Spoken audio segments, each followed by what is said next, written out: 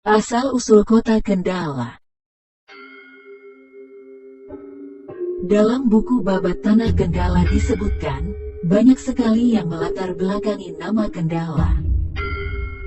Ada yang menyebut dengan Kendala Pura, ada pula yang menyebut Kontali atau Kentali. Namun Babat Tanah Jawi menyebutnya bahwa Kendala berasal dari nama sebuah pohon, yaitu pohon Kendala. Alkisah, pada zaman kerajaan Majapahit, Sang Prabu Brawijaya bersemedi memohon kepada Sang Kuasa.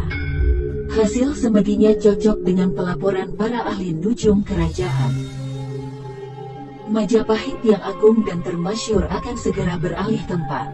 Namun pemegang kekuasaan tetap berada di tangan keturunan Sang Prabu. Rajanya akan ditaati seluruh rakyat Jawa Dwipa bahkan Nusantara. Sang Prabu lalu jatuh sakit, mendapat wisik, penyakit akan sembuh bila Sang Prabu mau mengawini seorang putri berambut keriting dan kulit kehitam-hitaman, Putri Wandang namanya. Tetapi setelah Putri Wandang mengandung, Sang Prabu terusik lagi oleh pelaporan para nujum kerajaan, bahwa sang bayi kelak akan membawa bencana.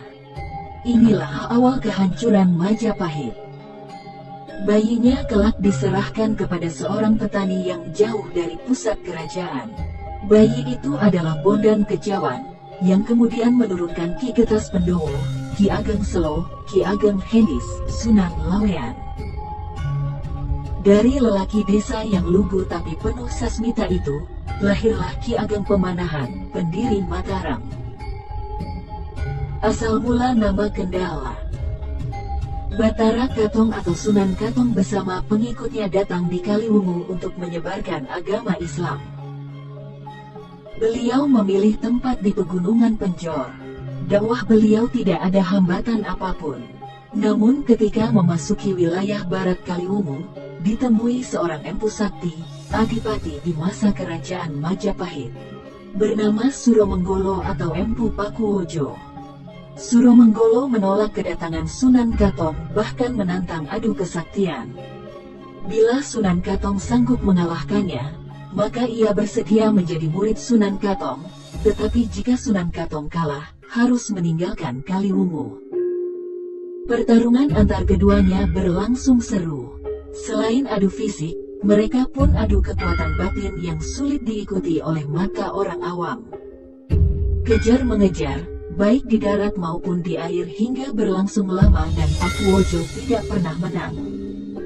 Pakuwojo pun bersembunyi di dalam pohon besar yang berlobang. Namun berkat ilmu yang dimiliki, Sunan Katong berhasil menemukan Pakuwojo, dan menyerahlah Pakuwojo. Ia pun menjadi pengikut Sunan Katong dan masuk Islam.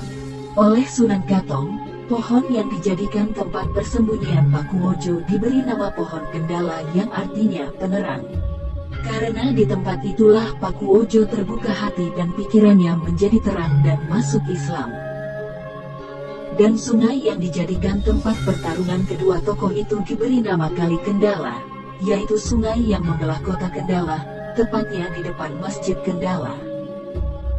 Pakuwojo yang semula oleh banyak orang dipanggil Empu Pakuwojo, oleh Sunan Katong dipanggil dengan nama Pangeran Pakuwojo, sebuah penghargaan karena ia seorang petinggi Majapahit. Setelah itu ia memilih di Desa Getas Kecamatan Patebon. Sedangkan nama tempat di sekitar pohon Kendala disebutnya dengan Kendal Sari. Bersambung, ikuti terus channel Kang Makin untuk mengetahui sejarah, cerita, dan legenda Tanah Jawa. Jangan lupa like, subscribe, komen dan share untuk mendukung channel ini. Terima kasih.